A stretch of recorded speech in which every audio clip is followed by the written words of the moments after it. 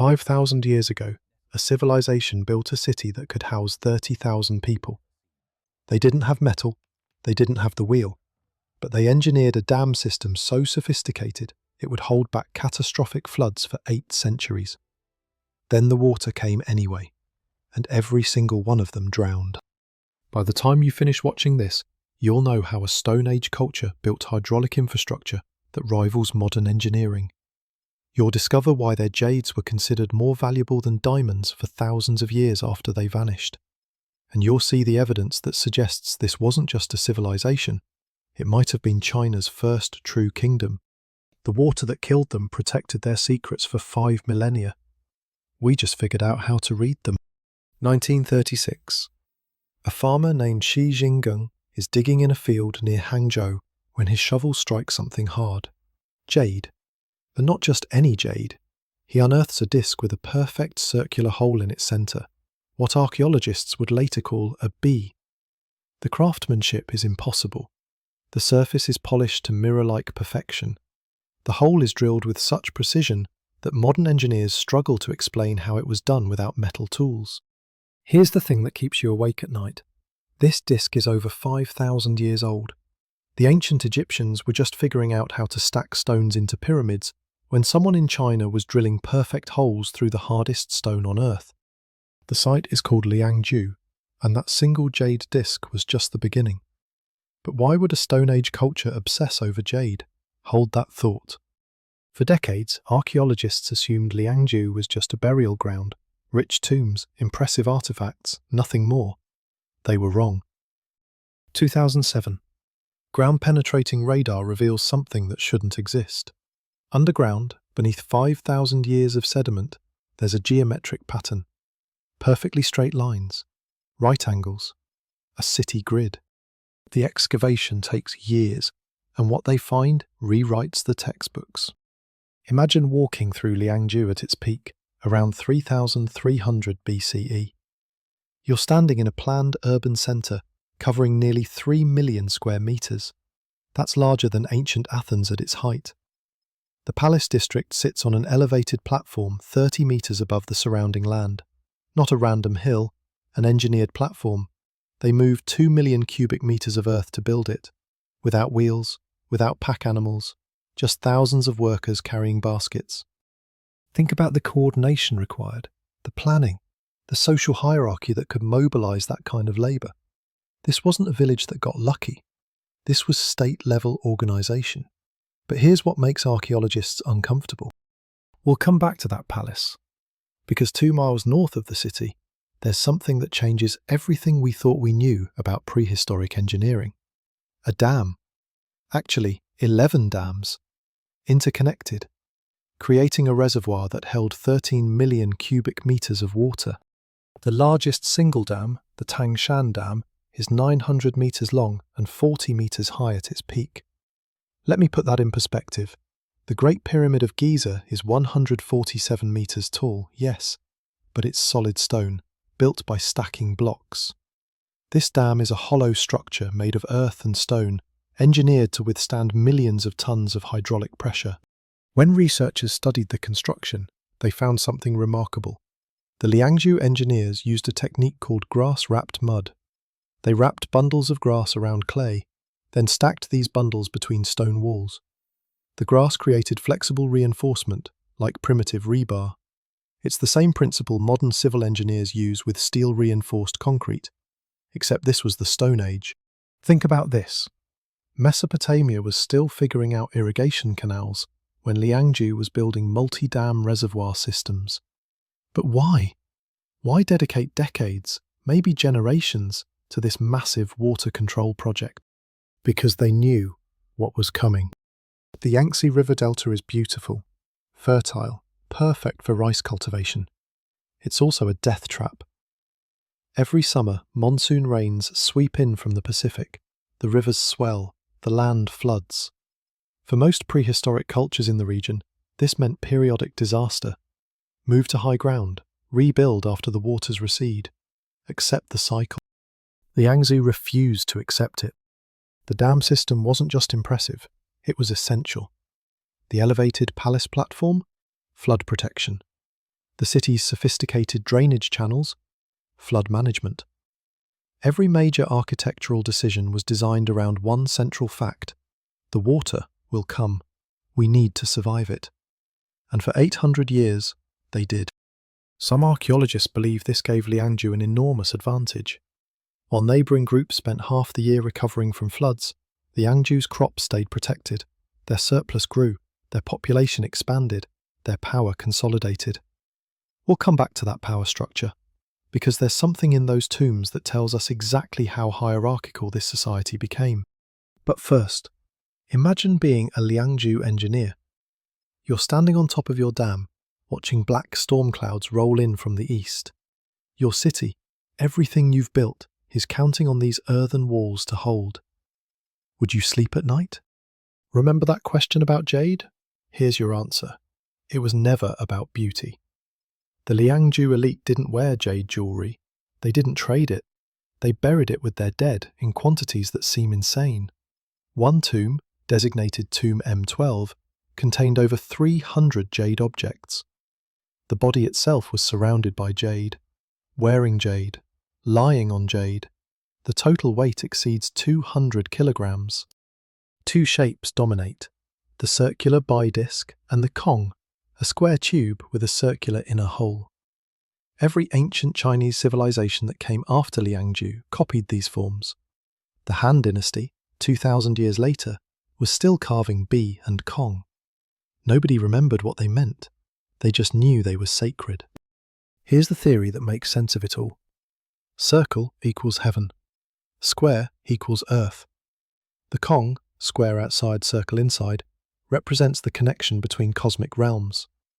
The person who possessed these objects didn't just have wealth, they had the authority to speak to the ancestors, to mediate between worlds. This wasn't decoration, this was proof of divine mandate. Everything we just said was based on what archaeologists assumed from burial practices. Then they looked closer at one specific pattern carved into the jade. It's subtle, easy to miss, but once you see it, you can't unsee it. On hundreds of jade objects, kongs, bi-discs, ceremonial axes, there's a face. Almond-shaped eyes, flat nose, severe expression. It's the same face, repeated, standardized, iconic. Later Chinese dynasties would call this the Taotie, the glutton mask, but they had no idea where it came from. Liangzhu. It came from Liangzhu. Some scholars argue this face represents a deity, perhaps an earth god or rain god, given their obsession with water control. Others believe it's something more radical, a portrait of the king. Think about what that would mean. A society sophisticated enough to create official iconography of their ruler, sophisticated enough to distribute this imagery across their entire realm, to ensure everyone, from the capital to the most distant farming village, knew the face of supreme authority. This is state-level propaganda, in 3300 BCE. But here's the uncomfortable part. If Liangzhu had this level of social complexity, this level of centralized power, were they China's first kingdom? The traditional narrative says Chinese civilization began with the Xia dynasty, around 2070 BCE, a full 1,000 years after Liangzhu's peak. Most historians still refuse to call Liangzhu a kingdom or state, because there's no writing system, no bronze, none of the markers we typically associate with civilization. Except they had everything else: urban planning, hydraulic engineering, social stratification, symbolic authority, territorial control spanning hundreds of kilometers. What do you call that, if not a state? Recent excavations found Liangzhu-style jade and pottery across the entire Yangtze Delta region. Not random trade goods, consistent symbolic objects that suggest political control. We'll return to this debate, but first we need to talk about the one technology Liangzhu mastered that might be their most impressive achievement. Rice doesn't grow naturally in standing water. Wild rice grows in shallow marshes, yes, but cultivated rice needs precise water management. Too much water and it rots. Too little and it dies. Liangzhu figured out wet rice cultivation. Not just figured out, mastered it. They built terraced fields with adjustable water levels, They dug irrigation channels connecting to their dam system. They controlled every millimetre of water depth across thousands of hectares. The caloric output was revolutionary. 1 hectare of wheat, the crop dominating Mesopotamia and Egypt, feeds maybe 4 people per year. 1 hectare of intensively managed rice feeds 15 to 20. Do the math. Liangzhu's agricultural surplus wasn't just larger than their contemporaries, it was 3 to 5 times larger.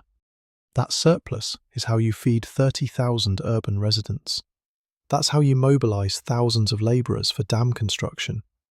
That's how you support a specialist class of jade carvers who spend years perfecting single objects. Food is power, and Liangzhu had more of it than anyone else on Earth. But why would they do this? Why push agricultural innovation to such extremes? Because they were buying time. Around 2300 BCE, something changed. The climate records from Chinese lake sediments show a spike in extreme weather events. The monsoons became erratic. Some years brought drought, other years brought catastrophic floods that exceeded anything the region had seen in millennia. The dams held, for a while. Then came the flood that wouldn't stop. Archaeologists found a sediment layer across the entire Liangzhu site. Uniform thickness, consistent composition. It's called the flood event horizon. Below that layer, city buildings, jade workshops, residential areas. Above it, nothing but silt. The water came so fast there was no time to evacuate, no time to grab the jade and run. We know this because the jade is still there. Imagine the impossible decision. The floodwaters are rising past your knees, your waist, your chest. You're surrounded by objects that represent your family's status, your connection to the gods, your entire identity, and you have to leave them behind. The site stayed underwater for decades, maybe longer. By the time the waters receded, Liangzhu's survivors, if there were survivors, had scattered. The knowledge died with them. How to drill perfect holes in jade, how to maintain the dam system, how to run a state-level water management network. Gone. But here's what archaeologists realised in 2023 that changes everything we thought about Liangzhu's collapse. They found evidence of Liangzhu's settlements at higher elevations dating to after the flood. Small villages, no jade, no monumental architecture, but the pottery styles match. The rice cultivation techniques match. Liangzhu didn't go extinct. They collapsed. There's a difference. The civilization died, but the people survived. They just lost the knowledge. The organisation, the capacity to build dams and drill jade and maintain urban centres. They became what every other group in the region already was, subsistence farmers living season to season, flood to flood. 2019. UNESCO names Liangzhu a World Heritage Site. The citation reads, "An outstanding example of early urban civilization expressed in earth monuments, urban planning, a water conservation system, and a social hierarchy expressed in differentiated burials in cemeteries." That's diplomatic language for, we were wrong about what defines civilization. Chinese archaeologists have been arguing for decades that Liangzhu proves civilization didn't require bronze or writing or horses or any of the markers we inherited from studying Mesopotamia and Egypt. The rest of the world is finally listening. Here's why this matters today. Every year the Yangtze floods get worse. Climate change is intensifying monsoons. Modern cities, Shanghai, Suzhou, Hangzhou, are investing billions in flood control. And some engineers are looking at Liangzhu's dam system, not to copy it exactly, but to understand the principles. The grass-wrapped mud technique redistributes pressure in ways that pure earth or pure stone cannot. The multi-dam cascade system absorbs surge energy that a single dam would fail to contain. A 5,000-year-old solution to a modern problem. Think about the irony. The flood that destroyed Liangzhu protected their engineering long enough for us to learn from it. Remember that face carved into the jade? The one that appears hundreds of times across Liangzhu artifacts? We still don't know what it represents. God, king, ancestor, mythological creature? In 2021, researchers used photogrammetry to create 3D models of every jade face they could find. They were looking for variations, regional styles, chronological changes, anything that would tell us who or what this being was. They found something unexpected. The face evolved. The earliest examples, from Liangzhu's founding period, show simpler features. By the peak period, the face becomes more elaborate, more standardized, more imposing. It's almost like watching a brand develop. Some scholars now think the face wasn't depicting a specific king or god. It was depicting the concept of authority itself, the Platonic ideal of power. Which means Liangzhu wasn't just creating art. They were creating visual language. They were on the verge of writing. And here's the thing that keeps archaeologists up at night. Some early Chinese characters from the Shang dynasty, 1,000 years after Liangzhu, show structural similarities to Liangzhu's symbolic motifs. Did some of Liangzhu's symbolic language survive the collapse? Did scattered survivors carry fragments of meaning to the cultures that came after? We don't know yet. Only 11% of the Liangzhu site has been excavated. 99% of the dam system remains unexamined. There are at least 4 major tomb complexes that haven't been opened because preservation technology isn't good enough yet. The real secrets are still buried. Remember that farmer, Shi Xingung, digging in his field in 1936? He found a jade disc. He sold it to a local merchant for pocket change. That merchant sold it to a collector. That collector's estate sold it to a museum in Shanghai. It sits there now, in climate-controlled glass, while millions of visitors walk past every year. Most of them have no idea they're looking at proof that their ancestors built a kingdom before kingdoms were supposed to exist. The water that killed Liangzhu couldn't kill its legacy. 5,000 years later, we're still trying to understand how a Stone Age culture mastered engineering principles we thought required centuries more development. We're still trying to explain how they drilled perfect holes in jade without metal. We're still debating whether they deserve to be called China's first civilization. And somewhere, buried beneath meters of silt, in an unexcavated tomb, there might be jade objects that answer every question we've raised today. Or raise new ones we haven't thought to ask. The archaeologists are going back next year.